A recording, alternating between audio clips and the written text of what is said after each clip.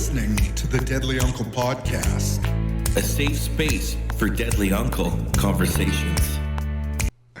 Welcome to the Deadly Uncle Podcast. I'm Uncle Trent. We got Curt Young here, and today we have Bill Ward in for us. He's going to tell you all about his journey of recovery. Bill, why don't you start out by telling us a little bit like where you're from and what led you to this point here? So I'm from Driftpile First Nation, ancestral roots, but I was born and raised in Calgary. Had a lot of anger issues as a kid. Mom and dad weren't around in my early years, kind of led me to drugs and alcohol. As a typical teenager, became very unmanageable with alcohol and drugs. And by the time I was 17, I was in treatment. Came out of treatment. Everything continued the same way as it was. A lot of fighting in my life, a lot of violence that I would get into. I wasn't beat up or anything by my parents, but I was in a lot of violent situations in my life. And by the time I was 22, losing jobs, kind of getting sick and tired of being sick and tired, I ended up saying a prayer to this God that I didn't care for. And I never had another drop of alcohol forever. And I'm 51 today. But I started seeking medication through the outside world of the material, right? And it didn't medicate me. I ended up building a beautiful business and had a beautiful home with a beautiful family. A lot of that was good relief, but it didn't fill the void or the hole that was deep down inside me that I didn't know was really there. Because I just listened to what society told me, man, and kind of built ego and protective mechanisms within myself to protect myself. And then eventually that didn't work either. The money, the houses and the things that didn't work. Got hooked on crack cocaine at about 36 years old. And before long, 6-7 years down the road, I had destroyed my life. My house was gone. My business was gone. I had spent 15 years building this business. Had my wife and kids. They were not with me anymore. They were homeless, living with our old nanny. And it brought me basically to recovery, to my knees. And ever since then, I've just sought out a path of sobriety, and my relationship with Creator has been built. I just wanted my career back for a little while. I got it and didn't want it anymore. And then I didn't know what to do. And then I got real serious with asking Creator to guide me. And Creator guided me, man. And there's so many parts of the story. I couldn't possibly fill you guys in on everything, but it led me here today. Essentially, I dedicate my life to serving people and to help businesses, organizations, and individuals, bands, understand the disease, the dis-ease of the spiritual malady that manifests into self-destructive behaviors, one of which being addictions. So when you were growing up, did your parents attend residential school? My dad, so I'm half white, half Cree. Okay. My mom's white, my dad is Cree. He was in the 60s scoop. He went to a boys' home, but he had a great experience. He says it saved his life. So not the typical experience of our people, but yes.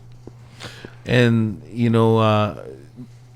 fast forwarding a little bit, you said that you had gotten sober off of alcohol, but then started the heavy drugs at around 35. So I'm just kind of curious, how did you get introduced to crack at 35, being sober off alcohol? Because a lot of my friends that drink and stuff, they say that like cocaine comes into their lives more when they're under the influence of alcohol. So just kind of curious on that one. So I was always dead set against hard drugs. So when I owned my company and I would have employees, if I knew they did hard drugs, I'd probably fire them. I didn't want that around my life. My family knew that. But I medicated my spiritual sickness with workaholism. Eventually workaholism, shiny things, they don't work either, right? I can look back at my life and see how I was losing interest in my business, and the purpose of it kind of started to change. I used to love serving my clients, but it turned into like, how can I make more money? Once it turned into that, I could see the last few years weren't like, it wasn't authentic in what my purpose was with the business, and it became about the money. But my brother, who's 1 year younger than me, he was a missing person, and he had moved to Winnipeg years before. My father had asked me, son, can you come with me to help find your brother? I had disconnected from my brother because I was sober-ish, and he was in full-blown addiction. So I kind of set that boundary and didn't have him in my life. And when my dad asked me to go help look for him, I said yeah. And so I flew out. My dad drove out. He doesn't fly, so he met me there a day later. While I was there alone, I went around downtown Winnipeg and all over Winnipeg with my brother's picture, asking if anyone had seen him. No one had seen him. And then finally this one guy says, yeah, I think I know where your brother is. I said, can you jump in my car and we'll go to wherever he is and we'll see if that's him. So he jumps in my car. We head up to the north end of Winnipeg, and you guys know what that's all about, right? And so we pull up to this crack house, and I go into this crack house, and you guys probably know about this too. A lot of times you got to prove you're not a narc or a cop, and you smoke drugs or do the drugs in front of the people that you're around. That's the proof, right? So they passed me a crack pipe and some crack and said, here, have a couple hoots of this. So I took a couple hoots of that, not thinking anything of it because I didn't do hard drugs, but I wanted to find my brother.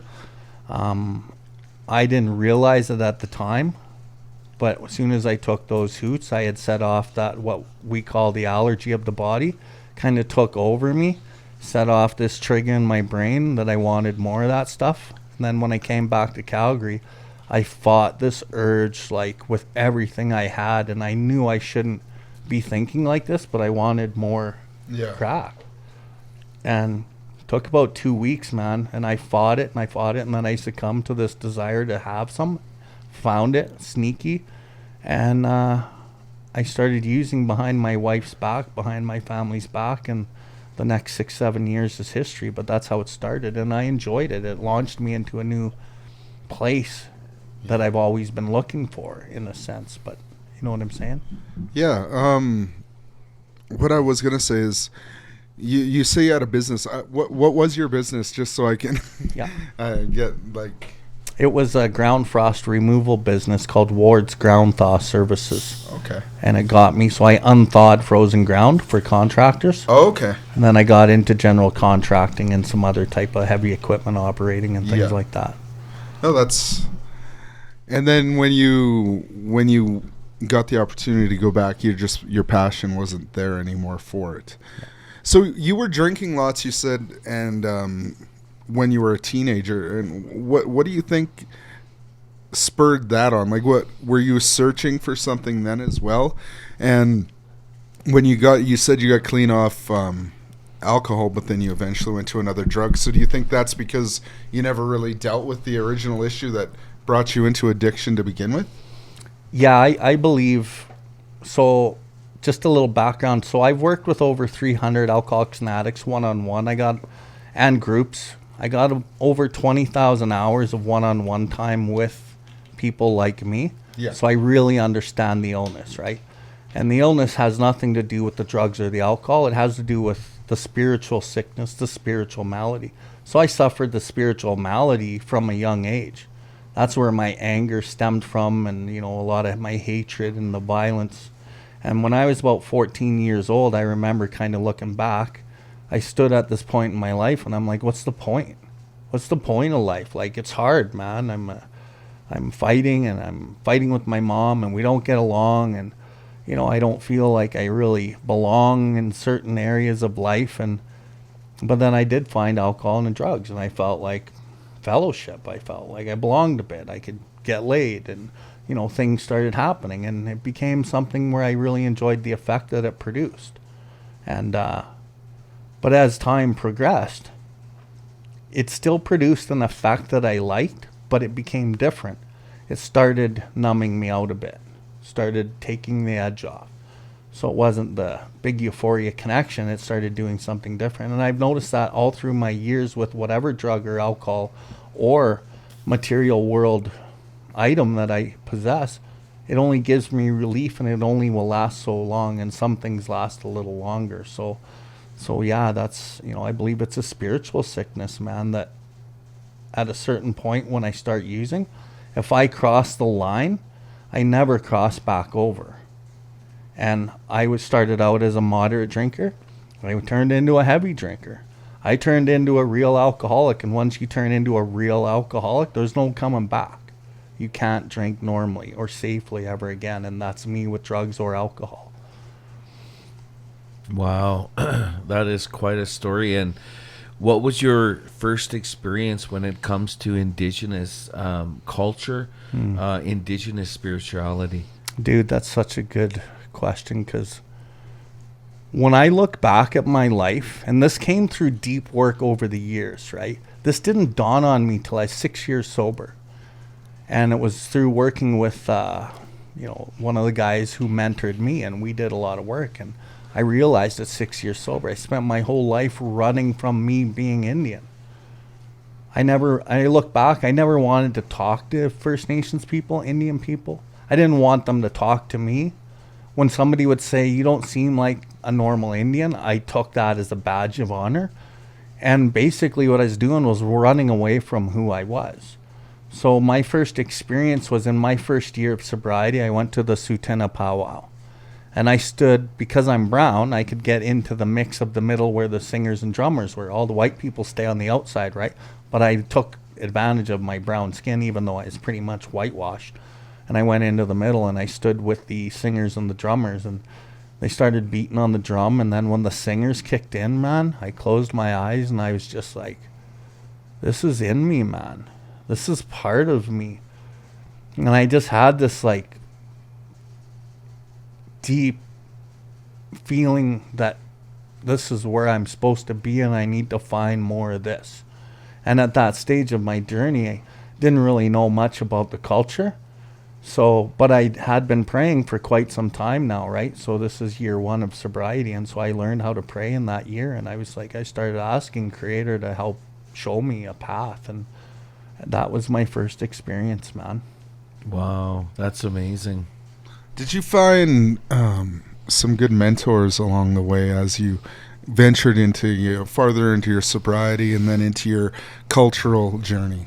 Yeah, dude, I prayed, and then my buddy Paul, who's a white guy, he had been an escapio, and I didn't even know what an escapio was, for a lodge, for a native elder.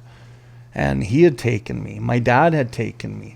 But I latched on to this one elder for a couple years, and I started really helping and learning and listening. And I'd go early and I'd stay late.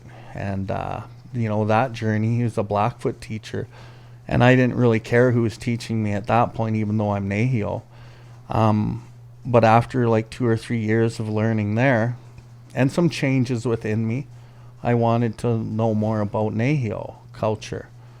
So I had called this guy that I knew, and I had asked him, do you know anyone that might be able to teach me the ways of our people? Unbeknownst to me, this guy was a friend of mine, very humble friend. He's like, well, you can come and learn at the lodge that I take care of. And I'm like, you have a lodge? He's like, yeah, I'm in the culture. I just don't tell anybody. And I was like, wow. So I started learning from this gentleman. And then over the years, learning from him, learning about the pipe, learning about this particular lodge, learning about our teachings and the way that he was taught.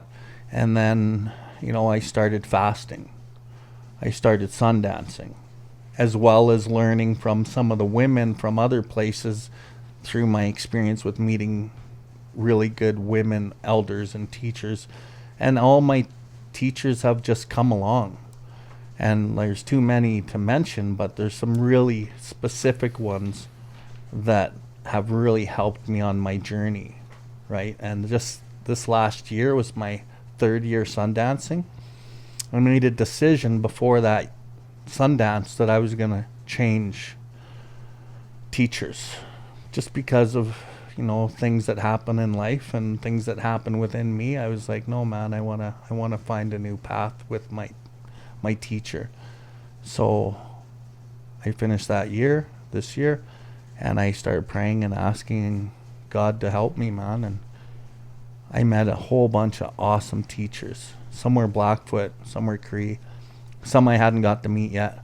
But then recently, about 3 months ago, I was at a lodge and I'm like, this is home. And I knew this was going to be my home, but I never made the decision because I rely solely on prayer, meditation, and intuition to make my decisions. And if there's doubt, I don't make a decision. And there was still doubt, and then there was no doubt. And then once there was no doubt, I knew. And then I asked him if I could pledge to Sundance. And so, funny enough, Sundance pledges in 2 weeks from now. And I'm going to go pledge. I'll dance my 4th year there, and feels like a beautiful family that I'm going to be a part of there. And you know, there's a whole bunch of ceremonies within these years that I've attended, kettle ceremonies and all these different ceremonies. Like, dude, it's just been the most beautiful ride. That's amazing. You know, I think like my mom, you know, is in the same situation, trying to find her home where she feels safe when it comes to praying.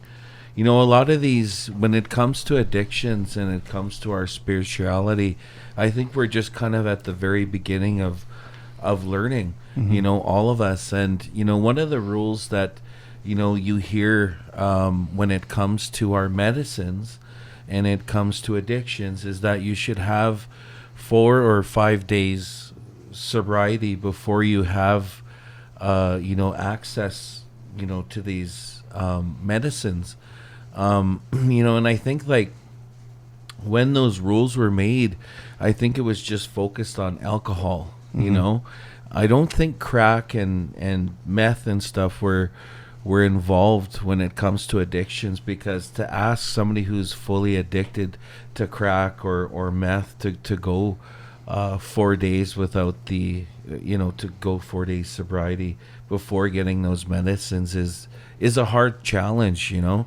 And one of the things that, you know, I was speaking to, you know, somebody who deals with, you know, addictions, and then also people on the, you know, that are fully addicted. And he said that one of the things they can do is kind of brush the medicines on to the, you know, person who's addicted. But do you think that that's all going to change, you know, according to the drugs that we're addicted to, and obviously moving forward with time? You know, I agree with you. I think it was implemented during a time when alcohol was primarily the DOC of many people. And I already know of some elders who have kind of put that old idea aside and started allowing men and women in their lodge, like, when they want to come in.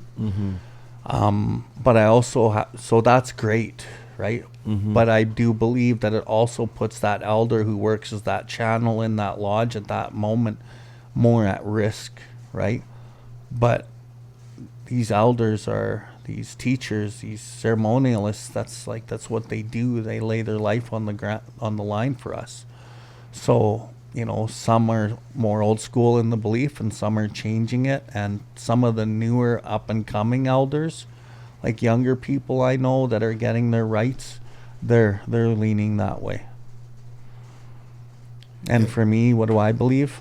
I believe, you know, if let's just pretend I was a lodge keeper, which I'm not, I would probably allow somebody who really wanted that help in my lodge, and I would, you know, ask for the protection, and I would do my best. You know, we were sitting in I was sitting with my cousins, and we were doing just a light ceremony for a young kid who was murdered. He was 12 years old in Regina, and there was an elder there, and somebody came up that was under the influence and said, you know, I want to change. You know, I want to have access to this change. And he said, you know what? I invite you in. He said, you know, I know that a lot of times people think about that, you know, you should be sober for those 4 days. He said, but he said, I invite you in, and I'm going to light a smudge for you. And she said, the smell of this smudge right here has saved my life for the next 24 hours. So I think it's really important that we have that, you know, available for people. So, yeah. Yeah, I do too, man. I think it's so important. And the way that these substances are taking our people down and how it's infiltrated our communities, we have to give them that open door policy to come when they're ready to come. And, you know, what I found over the years of working with people one-on-one, if the individual has had culture in their life when they were younger or in their teens, and then they get lost in their 20s and 30s, almost inevitably they'll come back to the culture in their late 30s, 40s, or 50s when they're ready, right? But the ones who have had no culture, they typically won't. So if you can give even the ones without the experience of culture that opportunity, because that ceremony is so based in love, it pierces whatever pride or hurt or whatever it is, and then they know, their being knows that this is a place that they can come, and it could be, you know, the start of their journey towards finding themselves again, like it was for me, because I was lost and never wanted to be Native. And Yeah. right. So, Bill, why don't you talk a little bit about the work you do now? You say you work one-on-one with people. How does that work, and how are you helping people find their proper path in sobriety? So I work one-on-one with individuals. I work with First Nations communities. I work with organizations, and I do a multitude of different things. So, for example, I'm working for a nation in BC, and they hire me on a program I built. I call it the Recovery Mentorship Program. And basically, I work autonomously. I'm not tied to the health center. I'm not tied to the chief and council. I'm not tied to anyone, but I kind of am in a sense, because you can't fully be autonomous, right? Because I'm running a business and I need to let these people know what's going on. But the premise is I go into community and I build friendships and relationships with the people on my own. Yeah. Right. So they jump in my car, we go for coffee, we shoot the shit, I meet them where they're at. A lot of these people don't know what recovery is. They don't know what sobriety is. They might not have breathed the sober breath for 20 years. So I just plant little seeds, and I basically build trust, and I become their friend. And when they're ready to take at least one step in one direction, I facilitate that step. I have a number of treatment centers that I know from my experience in working in this business or this way of life. And I know a lot of good people in the business. So I can bring that to the nation. And I bring it to the people of the nation. I bring it to the health centers of the nation. And then once somebody takes that step, I get a hold of the nation. We got to get it approved if it's treatment, because the nation's going to pay for it. And then I make the calls. I help them with their interviews. I really help hold their hand through the process. And then at some point, I got to let go, and they got to go on their own.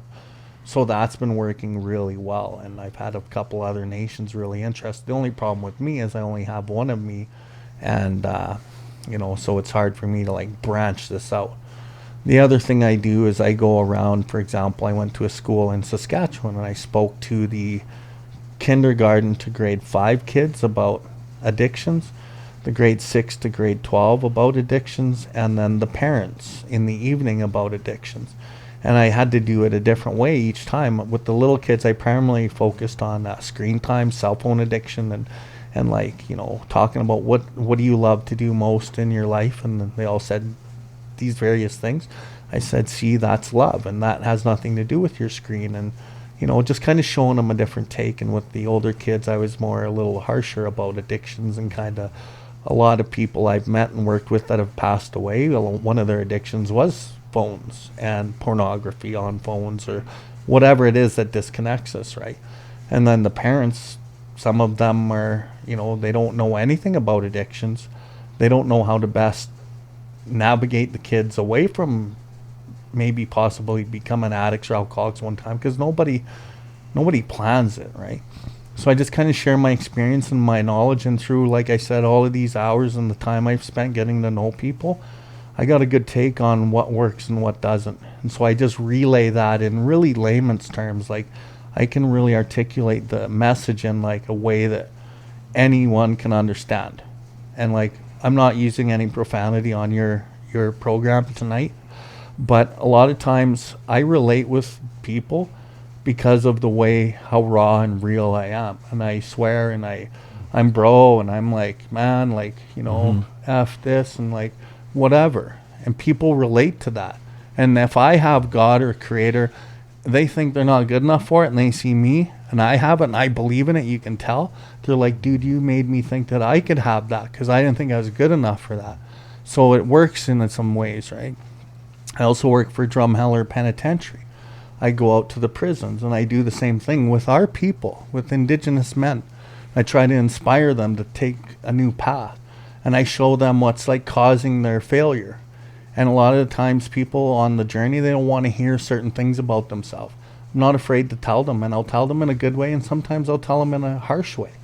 But the premise behind everything I do is love. So the jail, the people that I'm working with at the cultural center at the Drum Pen, they're really appreciating what I bring to the team, right? Yeah. Spiritual advisory work and addiction stuff.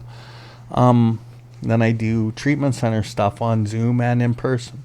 I go around and I speak for communities. I do workshops for communities. I do workshops and speaking for businesses and different recovery events. I have my booth set up at recovery days and different events. I'm speaking at the Recovery Capital Conference in Calgary this April. I just spoke this afternoon on Empower to Recover online thing, and I do the in-person things. I work with my dad. Me and my dad get to do some work together, doing talking circles for the Oxford Foundation in Calgary and their Indigenous homes. And I just dedicated my whole life to this stuff, right? And so those are some of the things. I plan on like writing a book. I plan on making some like videos, animated videos about what it looks like in our minds before we pick up and what happens when we pick up, and help people understand what's going on like within them and what drives them to pick up against their own will. Because when you really think about it, it's crazy that we will pick up a drink or drug knowing what happens, and we do it sober. Oh yeah. Well, yeah. Right? Yeah. Oh, yeah. I used to use as well, and I've even did things like freeze my credit card so I wouldn't go and buy Coke, Right. or whatever. Who right? does So, that? Yeah. people not addicts, obviously. Right? Yeah. This is gonna stop me, and then you see a melted piece of ice in the microwave at 4 a.m. Right? So I mean, like, You get it, bro. You get it. Yeah. Yeah. No, it's we're at the beginning of healing. I really truly believe that, coming off residential schools, all of those things, even though that we might not have been exposed ourselves. I think like some of our friends, the people that we've been around, even some of the people that we may have looked up to, like under the influence, have probably had influence of those residential schools. One of the things that we're bringing up and talking about in recovery, and especially when it comes to men, is when somebody's in recovery, as we all are, coming off drugs, alcohol, those things, we may have done things when we were under the influence of those things, and we're in our recovery now 10, 15 years later, and there might have been somebody we hurt in the community, might have been whoever it was.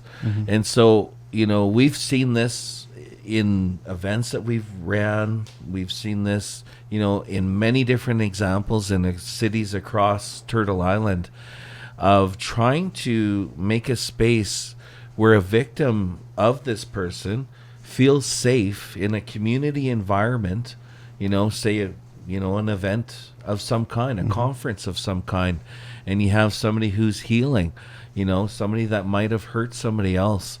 And, so how do we make a space of bringing this person back into the community while keeping a safe space for the one who's the victim? I was up in Haida this fall in October. I got hired by Trinity House, and we went over to Haida, and Gabriel Mate was there. And exactly what you said was happening there. So Gaber was bringing up people to the stage, and he would ask them what was happening in their life, and this was supposed to be a healing week, and they would express it, and they would say, the people that hurt me are the ones that are in this room right now. And essentially through the work I've done similar things like this, but like watching him in action was pretty cool, and it validated what I do. It's like you have to meet everyone where they're at, and everyone has to have an opportunity to express themselves. Most people who have done harm, they never wanted to do the harm. And if the person who was harmed can like really see that, and maybe see where they might have harmed somebody, maybe it wasn't as bad, whatever, you build the humanness in both parts. And if you can keep the pride out of it and talk in a calm and vulnerable way, then that's the beginning pieces, right? Healing's a journey, and if you're like an older person, you've never started, it's a longer journey in a way, right? So there's a lot more walls to break down, but I think it just starts by having open communication with people that can facilitate it, that are healthy and know how to navigate it. If you don't have that person there to kind of referee and help know when intuitively to turn the situation or the conversation, or how to do it in a soft, gentle way, it can get worse, and more resentments and more pain and more hurt, right? And so Gaber did a really good job, and I like to think I do a good job because I kind of do that same thing. Another way that I found that I've been able to help bridge this gap is I have a podcast also. It's called the UDR Cast, which is what my hat is, and I talk a lot about human behavior on it, right? It's a recovery podcast, but I believe we recover from a spiritual sickness. Through the recovery of the spiritual sickness, how does that present itself? Through my behaviors, through my attitudes, through my ideas, through my actions. And if I can be aware, bring light to the darkness of why I think a certain way, why I react a certain way, where my anger starts at like a 0 agitation, how it builds to like a 10 out of 10 agitation. From there it turns into like anger 0 to 10. From 10 into 1 rage. I lost any power of control once I hit a 1 or 2 or 3 rage, and then it goes from there, right?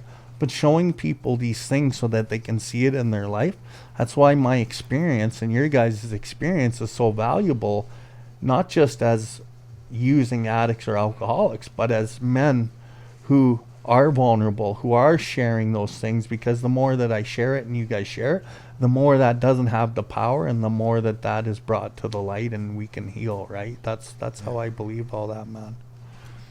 No, I agree. I think that that's partly why we started the podcast, is just trying to let men normalize being able to be vulnerable and being able to talk about things that maybe we were all told when we were growing up, don't be a pussy, like don't do that. Real men don't cry, like real men don't ask for help, like I'm sure all of us were raised in situations like that. Maybe not everybody out there, but I know we've all experienced that in some way or another as we were growing up, whether it be in sports or whatever, in families. So it's like, I think it's really important, the work that you're doing, just to show people that vulnerability is okay, especially for men, like. For sure, like masculinity, I think is 100% needed in our community.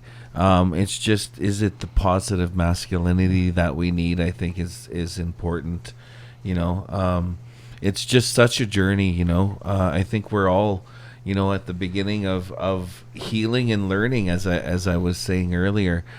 So tell us a little bit about the change makers, and how did this all come about? So my brand, which is this logo here, this is the Bill Ward Life logo. Nice. So my brand is actually Bill Ward Life. Then I have a second brand, which is the UDR Cast. And the Changemaker page, so my belief is when you work for God and the people work for you.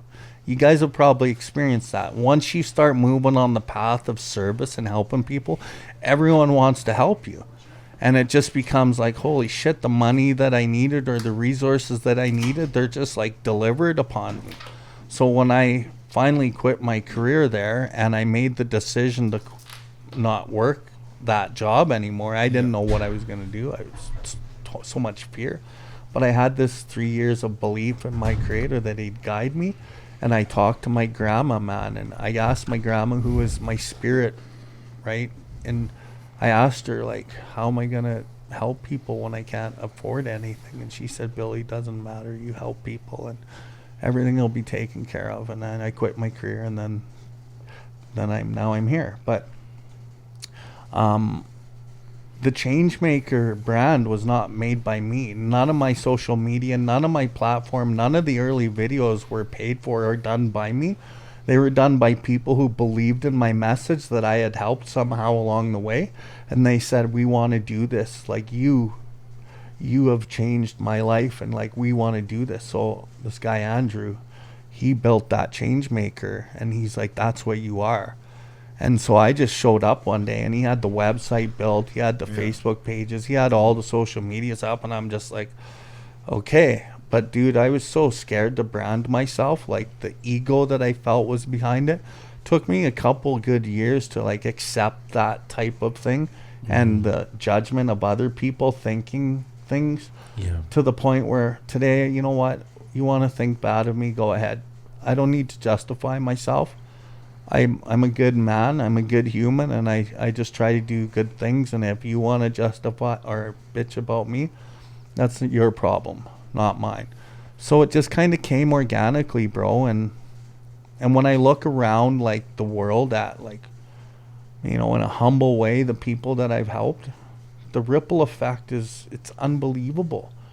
Not only the people I've helped, but how they're raising their kids, and how those people are helping other people. And like through the podcast, you know, I get messages from all over the world, right? You guys relate because you guys are doing the same thing. And it's just that feeling of, like, I call it God dope.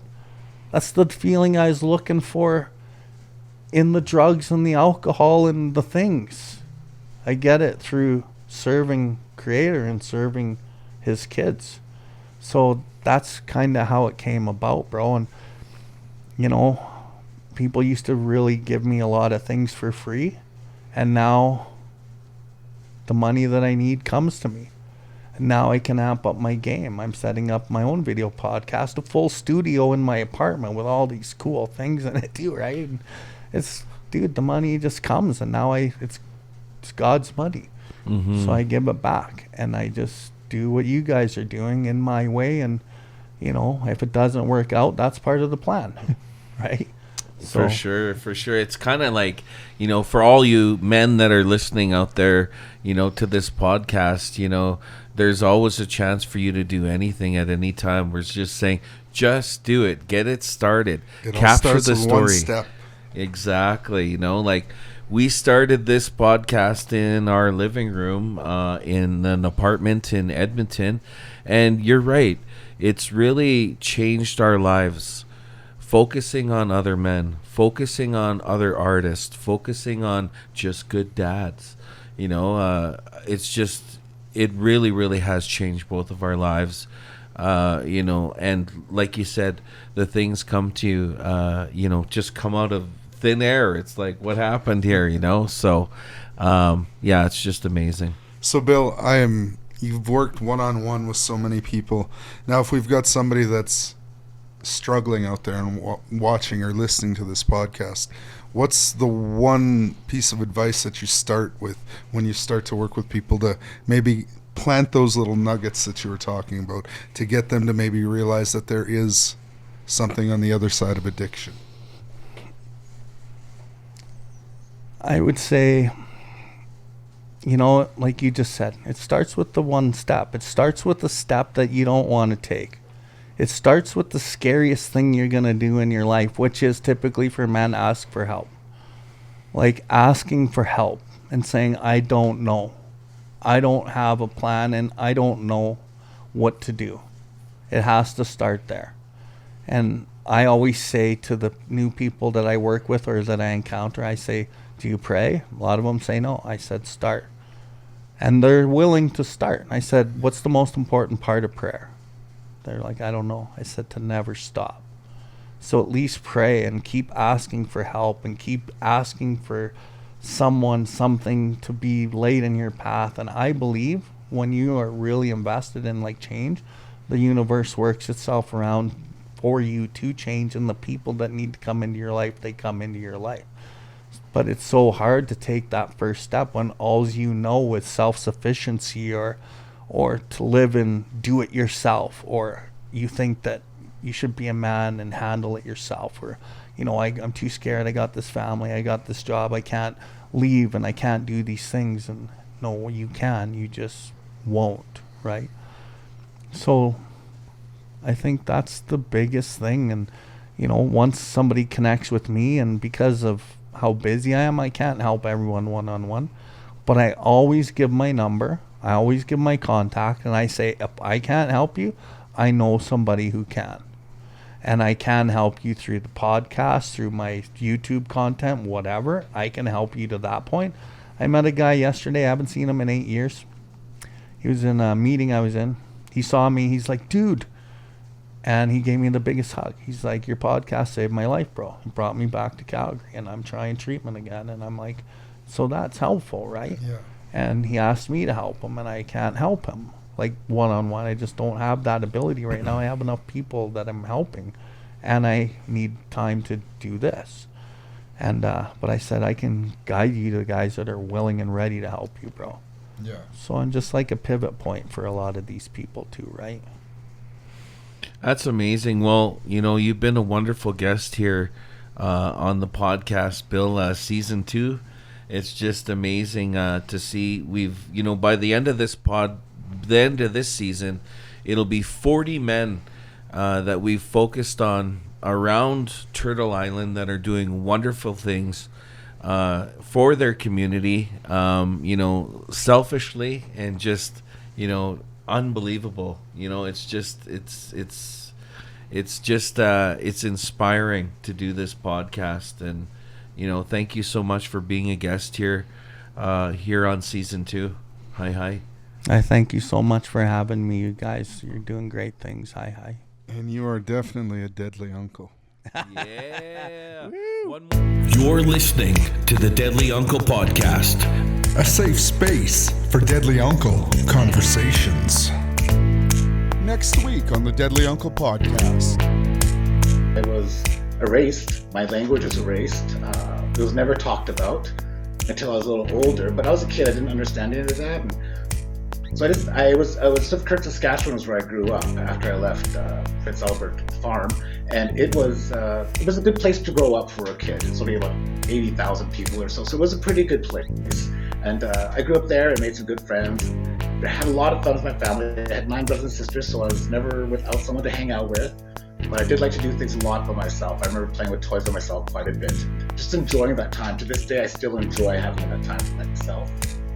And then from there, back in that day was spoil the child, spoil the rod, or something about that. And so it was a different time, and parents at the time, they hit their kids. They spanked them, they hit them.